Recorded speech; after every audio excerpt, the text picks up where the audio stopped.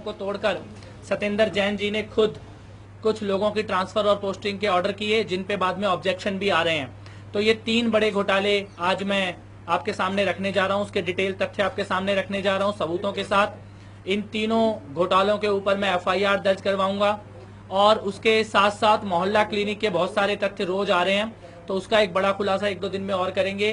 कुल मिलाकर स्थिति ऐसी है कि दिल्ली की प्राइमरी हेल्थ से लेकर सुपर स्पेशलिटी हॉस्पिटल तक, दवाइयों से लेकर अस्पतालों के MS तक, पूरा हेल्थ सिस्टम इस वक्त पूरी तरह से कोलैप्स हो गया है और घोटाले खुलने वाले हैं। ये जानकारी मिलते ही अरविंद केजरीवाल अस्पतालों के दौरे शुरू कर चुके हैं और किसी तरह से हेल्थ मिनिस्टर और हेल्थ सेक्रेटरी से जिम्मेदारी हटाकर चीफ सेक्रेटरी की तरफ सारे घोटालों के तारों को जोड़ने की कोशिश की जा रही है। साथ ही एक बात मैं कह देना चाहता हूं कि कोई अरविंद केजरीवाल वर्सेस कपिल मिश्रा की लड़ाई नहीं है। ना मैं क्रोध में बोल रहा हूं, ना मैं प्रतिशोध में बोल रहा हूं। मेरे शहर दिल्ली की बात है। इस शहर के अगर अस्पतालों में दवाइयां मिलनी बंद हों और मुख्यमंत्री खुद आकर ये बात बोलें कि आधी दवाइयां मिलनी बंद हो चुकी हैं, तो इसके पीछे घोटाला सामने आना चाहिए जनता के, इसलिए मैं आया हूं। अब ये हमारे शहर की बात है। इस दिल्ली में आखिर कैसी सरकार चलेगी? वही सरकार जो 2 महीने पहले बोलती है कि सारी दवाइयां मुफ्त है और दुनिया का सबसे बढ़िया हेल्थ सिस्टम हमारे पास है, और चुनाव खत्म होते ही बोलते हैं कि दवाइयां खत्म हो गई। सबसे पहले दवाई के घोटाले का मैं आपको डिटेल देता हूं। 2 दिन पहले अरविंद केजरीवाल अचानक एक ट्वीट करते हैं कि वो अस्पतालों का दौरा करेंगे।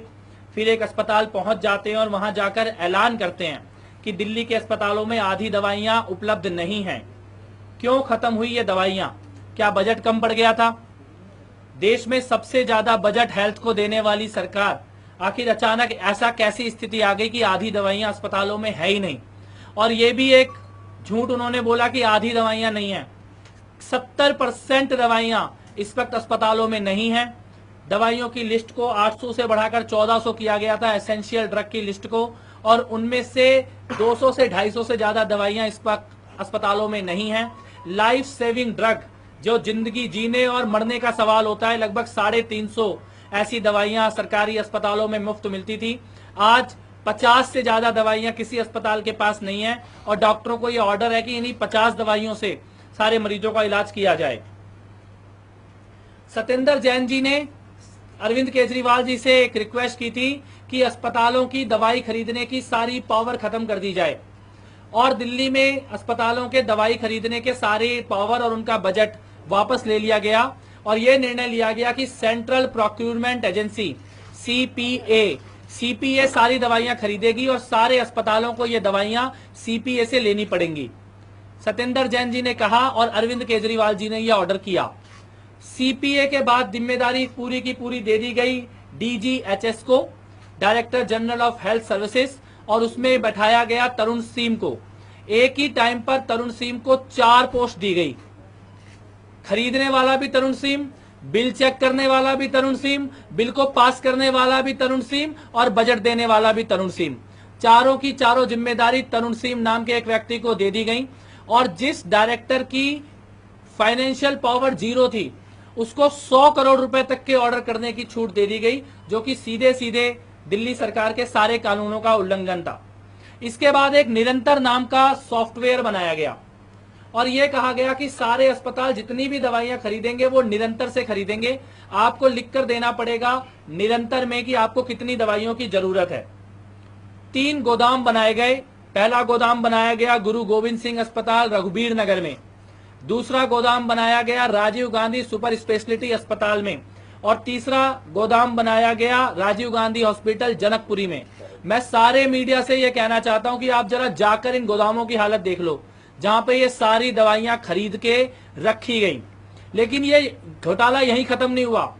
पिछले साल सतेंद्र जैन एक मीटिंग करते हैं, सारे अधिकारियों को बुलाते हैं और बोलते हैं कि डेंगू और चिकनगुनिया इस शहर में फैलने वाला है, अगले 3 से 6 महीने की सारी दवाई एडवांस में खरीद लो। तब डॉक्टर कहते हैं कि हमारे पास इन दवाइयों को रखने की जगह नहीं है, दवाइयां खत्म हो जाएंगी। तो वो जोर देके कहते हैं कि दवाइयां एडवांस में खरीदनी हैं, और CPA इन सारी दवाइयों को एडवांस में खरीद लेता है, और एडवांस में खरीदने के बाद ये दवाइयां रखी जाती हैं इन गोदामों में, अस्पतालों में नहीं जाती है दवाइयां। मेरे पास ये ईमेल की कॉपी है जिसमें तरुण सीम सारे डॉक्टर्स को ऑर्डर कर रहे हैं कि गोदामों में दवाइयां भरी पड़ी हैं, आप अपनी अपनी दवाई उठा लो। मैं वो ईमेल आपको दिखाता हूं, इसके बाद में ये आपको इसकी कॉपी भी दूंगा। ये ईमेल है 2 अगस्त 2016 को रात को 11 बजे। इसमें तरुण सिंह लिख रहे हैं सारे हॉस्पिटल के एमएस को कि दवाइयां भरी पड़ी हैं, आप अपनी अपनी दवाई उठा के लेके जाओ, शाम तक दवाई लेके नहीं जाओगे तो आपके खिलाफ कार्रवाई की जाएगी। उसके जवाब में डायरेक्टर की ईमेल है,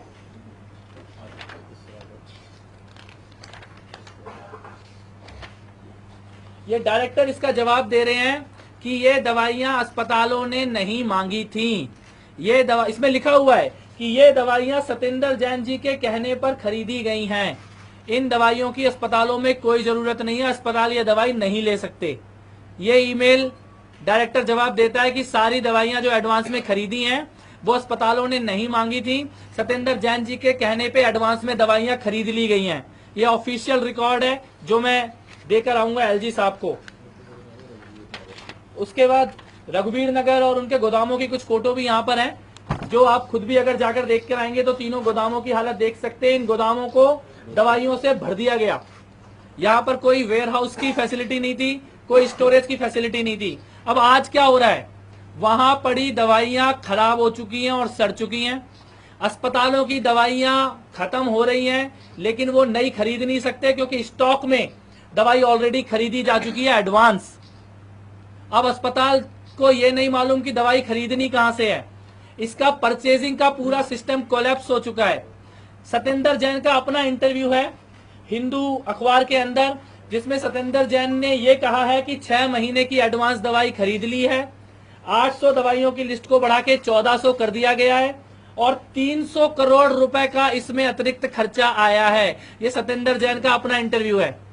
300 करोड़ रुपए का अतिरिक्त खर्चा आया है, 6 महीने का एडवांस स्टॉक रखा हुआ है, 800 दवाइयों की लिस्ट को बढ़ा के 1400 कर दिया गया है।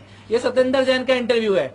यानी आपने 300 करोड़ की अतिरिक्त दवाइयां ले ली, 6 महीने का स्टॉक रख लिया आपने, उसके बाद आपने दवाइयों को भी बढ़ा दिया। पहले अगर 800 आनी थी तो अब आपने 1400 दवाइयों को खरीदना शुरू कर दिया और आज आपके मुख्यमंत्री जाके बोल रहे हैं कि अस्पतालों में दवाइयां नहीं है। ये जनता की जान के साथ खेलने वाला इससे बड़ा घोटाला आज तक नहीं हुआ है।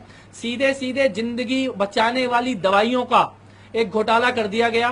पहले अस्पतालों के दवाई खरीदने के अधिकार खत्म किए गए, फिर सारी दवाइयां एडवांस में खरीद के गोदाम में डाल दी गई, फिर अस्पतालों पर जोर डाला गया कि आप ये दवाइयां उठाओ गोदाम से, और अस्पतालों ने कहा कि हमारे पास इन दवाइयों की जरूरत नहीं है, जगह नहीं है, तो दवाई वहां खराब होती रही। और जब सच में दवाइयों की जरूरत पड़ी है तो ना अस्पताल के पास दवाई है, ना सरकार के पास दवाई है।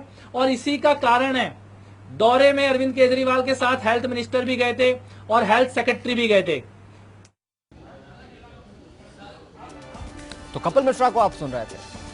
कपिल मिश्रा एक बार फिर से नए आरोपों, नए दस्तावेजों और पुरानी कोशिश के साथ कि आम आदमी पार्टी को घेर सके, एक बार फिर से मीडिया के सामने थे, जहां पर लगातार वे आम आदमी पार्टी को लेकर कई खुलासे कर रहे हैं।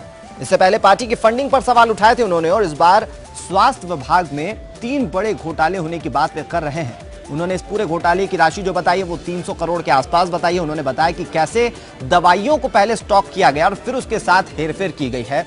कुल मिलाकर एक और मुसीबत में वे आम आदमी पार्टी को डालने की कोशिश करते हुए, कितना ज्यादा असर होगा इन आरोपों का, ये देखने वाली चीज है।